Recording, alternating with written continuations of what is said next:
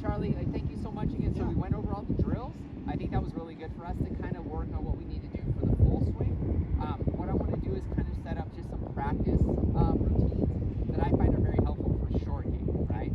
So what I like to do is I like to set up 3 balls, and then I'm going to bring my clubs, right? I'm going to bring my sand wedge, my pitching wedge, and my 8-iron.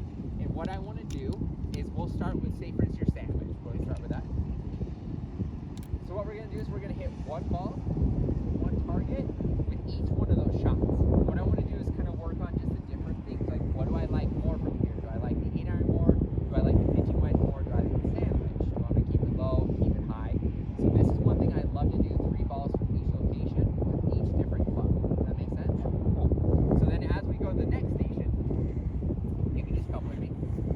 So I'll do the same thing. I'll take 3 balls and I'm going to move it to a different pin. So the first one was to the left pin, so now this one's a lot closer. So same thing. Am I going to use my 8, my pitching wedge, or my sand wedge? And I like to just, again, hit 3 different shots. So then in my mind, I'm like, you know what? I'm consistently better with my 8, or I'm consistently better with my pitching wedge. So then this just kind of helps me in this certain situation on the course. What am I more comfortable with, or what is better for me, right? So what's extremely important is making 3-foot putts. So like we were off the green and we're chipping, so we have to feel like we have to chip inside 3 feet, right? Once we do that, I'm going to feel very confident that I can make these putts. The reason why is because I set up stations 3 feet around the cup, and I'm going to make as 30, 50, whatever I challenge myself to do it in a row. So I'm going to make 50 3-foot putts all the way around, so that when I'm around chipping, if I can get it within 3 feet, I've made 50 to 100 3-foot putts. I feel more confident in that spot. Does that make sense? So again, you can either do it all the way around, or you can set up 5 from one station and make each.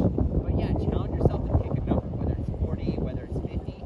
I'm going to make 50 consecutive 3-foot putts, and then I'm going to keep going until I do. That's another drill that I like, you know, just consistent. And if I'm not, I'll just go start over, right? So it's one of those where it's like, it puts a lot of pressure, you know, on to make those putts. Okay. And then one of the last things I like to do is I set up stations on the green, and then I have a target for my lag putting, okay? So I want to basically hit 3 consecutive putts from 15 feet, 20 feet, 30 feet. And I'll do over here. And I'm going to hit my lag putts, and I want to hit it within 2 feet, 3 feet, consistently with each one. Does that make sense? So once I do this 3 straight times, then I will move myself back to about 20 feet. And I will do the same thing, and I will bring it back over here. Because, right, we want to make sure our putts go within that distance that we're comfortable. We just made 50 or 60 of them. Does that make sense? Yeah. So, all right, set up their tees, set up your drills, work on your lag putts, work on your 3-foot putts, and then get your stations to hit each one. And then before you know it, you'll be a short game master. So those are just a lot of practice recommendations I normally do. I put headphones in and I just have fun doing it. So challenge yourself each time you do these drills, and I think you'll be very successful. So do you have any questions with this? I don't think so. I do have one, is why out of the rough do you not get quite as much spin as you do if you're on the short grass? Yeah, so you're just going to have a lot of grass that's behind the ball. Okay. So as the club goes through, I can't get that crisp, clean spin contact. You know, I'm just going to have a lot of grass that's behind the ball. And so it stops that fade, the grooves from really grabbing onto the ball. Yeah. And one thing to remember too is if you play early in the morning and the grass is wet, the ball's just going to take off and it's not going to stop. So you would have to play that a little bit further to allow for it to run out, because you just have a lot of water behind the ball. Which, if that's the case, you might have a bigger club selection depending on the condition. Correct, and that's why I don't want to just have one club.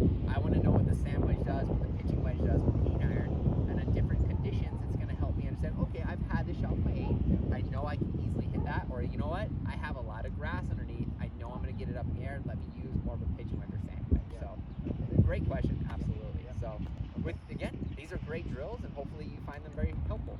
All right. Awesome. Appreciate it. Let's do it. That's fun. All right, thanks.